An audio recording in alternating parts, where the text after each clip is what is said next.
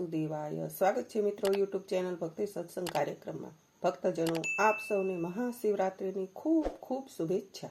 મિત્રો આજે આપણે સાંભળીએ મહાશિવરાત્રિ વ્રત કથા, પૂજન વિધિ, મહાત્મય, હરણ અને શિકારીની વાર્તા। ધન્યવાદ।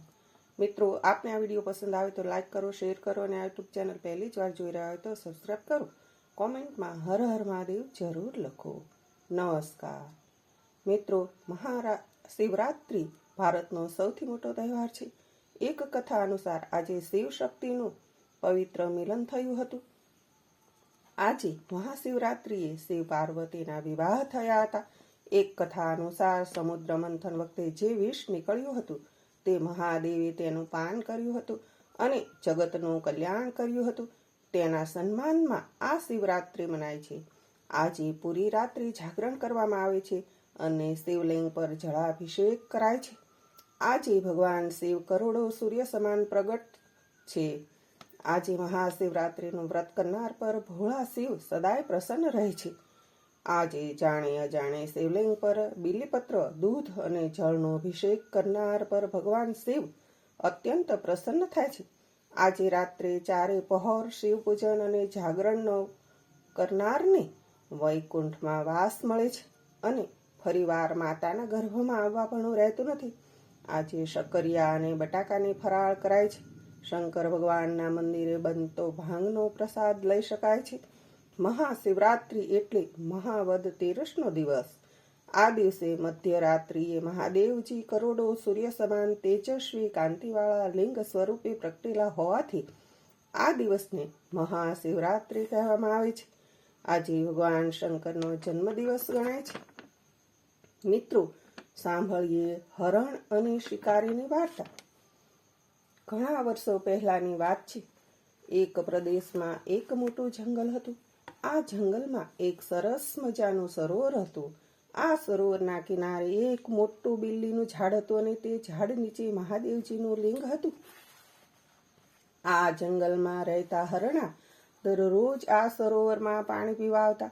પાણી પીને તેઓ આ બિલ્લીના વૃક્ષ નીચે આરામ કરવા બેસતા અને જાણે કે મહાદેવના દર્શન કરતા। એક દિવસ પર્વતની તળેટીમાં રહેતો ભીલ વહેલી સવારે ખાધા પીધા વગર પોતાનું તીરકામઠું લઈ જંગલમાં શિકાર કરવા નીકળ્યો। તે દિવસ મહાશિવરાત્રિનો હતો, તેથી રસ્તે આવતા જતા લોકો એકબીજાને શિવ શિવ કહેતા। તેને પણ રસ્તામાં બધાએ શિવ શિવ કહ્યું। તે પણ દેખાદેખીમાં શિવ શિવ બોલ્યો। આમ જબરદસ્તીથી પણ શિવ શિવ નામ તેનાથી લેવાઈ ગયું। આ શિકારી આખો દિવસ શિકારની શોધમાં આમ તેમ ફર્યો, પણ તેના હાથમાં નાનું સરખું પણ સસલું આવ્યું નહીં। તે આખો દિવસ ભૂખ્યો અને તરસ્યો ભટક્યો। સાંજ પડતા તે પેલા સરોવરના કિનારે આવી પહોંચ્યો। તેણે સરોવરનું પાણી પીને પોતાની તરસ છીપાવી। પછી તે બિલ્લીના વૃક્ષ નીચે એટલે કે ભગવાન શંકરના શિવલિંગ પાસે આવીને બેઠો। તેણે જાણીએ અજાણીએ ભગવાનના દર્શન કર્યા। એવામાં અંધારું થઈ ગયું। તેણે ઝાડ પર રાતવાસો કરવાનું વિચાર્યું। તે બિલ્લીના ઝાડ ઉપર ચડી બેઠો। કદાચ રાતના કોઈ જાનવર સરોવરમાં પાણી પીવા આવે તો તેને સહેલાઈથી શિકાર કરી શકે। તે ઝાડ ઉપર તો ચડ્યો, પણ તેને શિકાર જોવામાં થોડીક તકલીફ પડતી, એટલે મોઢા આગળ બિલ્લીના 2-3 ડાળી આવતી હતી। તેના પાંદડા નડતા હતા, તેથી શિકારીએ ઝાડ પર બેઠા બેઠા બિલ્લીના પાંદડા તોડીને નીચે ફેંકવા લાગ્યો અને અજાણતા જ એ પાંદડા નીચે રહેલા મહાદેવજીના લિંગ ઉપર પડતા હતા। આમ કરતા રાતના 11 વાગ્યા। ત્યાં એક હરણ સરોવર કિનારે પાણી પીવા માટે આવ્યું। શિકારી બાણ મારવા ઝાડ પર જેવો આઘો પાછો થયો કે ઝાડ પરથી કેટલાક બીલીપત્રો ખરીને નીચેના શિવલિંગ ઉપર પડ્યા। પાંદડાના અવાજથી હરણ ચમકી ગયું। તેણે ઊંચે જોયું તો શિકારી બાણ તાકીને બેઠો હતો। આથી હરણે 8-10 સ્વરે કહ્યું, હે શિકારી, તમે હમણાં તીર છોડશો નહીં। પહેલા મને એકવાર મારા ઘેર જઈ મારા બાળ બચ્ચાને મળી આવવા દો, પછી તું ખુશીથી માર, મને કોઈ વાંધો નથી। આ સાંભળી શિકારી હસ્યો અને પછી બોલ્યો, વાહ રે હરણ વાહ, તે મને તારા જેવો ભોળો અને મૂર્ખ ધારી લીધો છે? હું તારી વાતથી છેતરાઈશ નહીં અને હાથમાં આવેલો શિકાર છોડી દઈશ નહીં. મારે ઘરે પણ મારા બચ્ચા ભૂખ્યા સૂતા હશે. અરે ભાઈ શિકારી, તું જરાક મારી પર દયા રાખ. હું મારી જિંદગીમાં કોઈ દિવસ જૂઠું બોલ્યું નથી અને બોલીશ પણ નહીં. સૌના બાળકો ઉપર હેત હોય છે, માટે તું મારી આટલી માંગણી માન્ય રાખ. સવાર થતાં જ હું પાછું આવી જઈશ. હરણની દયાભરી વાણી સાંભળી શિકારીને દયા આવી અને તેણે હરણને ઘેર જવાની રજા આપતા કહ્યું, જો હરણ, હું તને તારા બચ્ચાની દયા ખાઈને જવા દઉં છું, પણ તું મારી સાથે વિશ્વાસઘાત કરતું નહીં. સવાર થતાં જલ્દીથી તું પાછું આવી જજે. ભલે, કહી હરણ રાજી થતું ઘેર ચાલ્યું. થોડી વાર બાદ ત્યાં એક હરણી પાણી પીવા આવી. તેને પણ શિકારી બાણ મારવા જતો હતો કે હરણીએ પણ શિકારીને કહ્યું, મને મારા બાળ બચ્ચાને મળી આવવા દે, પછી તું મને ખુશીથી માર. હરણીએ પણ શિકારીને ખૂબ કાલાવાલા કર્યા, એટલે શિકારીએ તેને પાછા આવવાનું વચન આપીને જવા દીધી. શિકારી બંને હરણ હરણીની રાહ જોતો બેસી રહ્યો. તે ઝાડ ઉપર સમય પસાર કરવા માટે બિલ્લીના પાન તોડીને નીચે નાખવા લાગ્યો. આ બધા બીલીપત્રો નીચે રહેલા શિવલિંગ ઉપર પડતા હતા. આમ અજાણપણે તે શિવની પૂજા કરી રહ્યો હતો.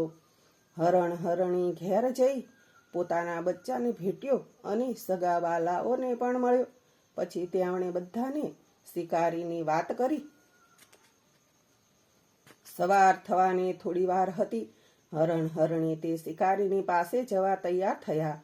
ત્યારે તેના બચ્ચાને સગાવાલા બોલ્યા, અમે તમને એકલા મરવા નહીં દઈએ. મરીશું તો આપણે બધા સાથે. ભલે શિકારી અમને પણ તમારી સાથે મારી નાખે. આમ કહી બધા સાથે ચાલી નીકળ્યા. થોડી વારમાં ટોળું સરોવરના કિનારે આવી પહોંચ્યું. શિકારી તો હરણનું આવડું મોટું ટોળું જોઈને નવાઈ પામ્યો. મેં તો 2 જ હરણને જવા દીધા હતા અને અહીં આવ્યા કેટલા બધા. શિકારી ઝાડ પરથી નીચે ઉતર્યો અને હરણાની પાસે આવ્યો. ત્યારે હરણા બોલ્યા, શિકારી, અમે અમારી શરત પ્રમાણે અહીં આવી ગયા છીએ. હવે તું અમને મારી શકે છે? શિકારી બોલ્યો, મેં તો હરણ હરણીનો જ શિકાર કરવાનું કહ્યું હતું. તમે બધા કેમ આવ્યા? ત્યારે બચ્ચા બોલ્યા, શિકારી, અમે અમારા માતા પિતા વગર જીવીને શું કરીએ? તેના કરતાં તું અમને પણ મારી નાખ, જેથી તારા બાળકોની ભૂખ સંતોષી શકાય. બચ્ચાઓની આવી વાત સાંભળી શિકારી ગળગળો થઈ ગયો. તેને થયું કે આવા સત્યવાદી અને વચનને ખાતર મરવા તૈયાર થયેલને મરવા કેમ દેવાય. આમ વિચારી તેણે હરણાને છોડી દીધા અને મનોમન પ્રતિજ્ઞા પણ કરી કે આજથી હું કોઈ મૂંગા પ્રાણીને મારીશ નહીં.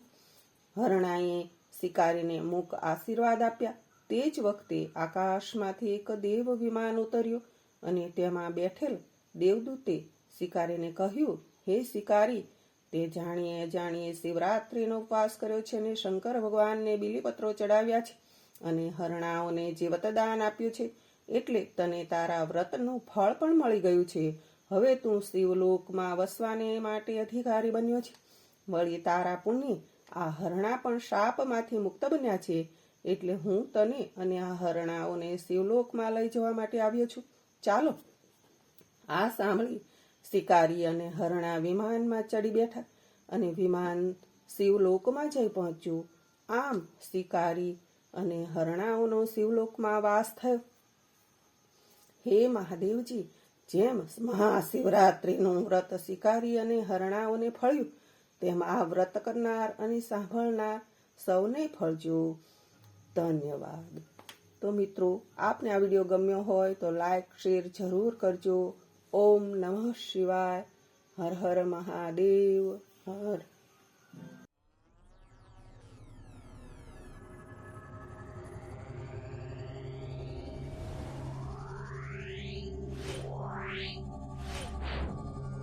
Yeah.